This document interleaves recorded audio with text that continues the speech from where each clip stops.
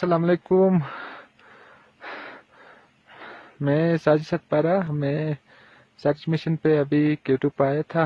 वालिद अली सतपारा और उसकी टीम जॉन स्नोरी और जेपी के, तो सारी टीम की बॉडीज हमें मिली है, लेकिन जो वालिद और जॉन स्नोरी की जो बॉडीज है वो बहुत टेक्निकल प्लेसेस पे है।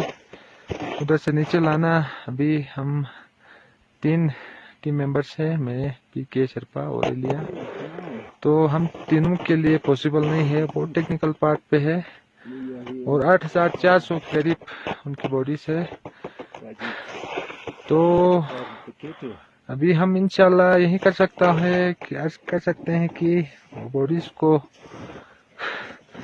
ऊपर की हाई एल्टीट्यूड पे रूट से, तो क्योंकि वो सेम रूट पे है, तो आगे पीछे करके बरी करने की कोशिश करेंगे।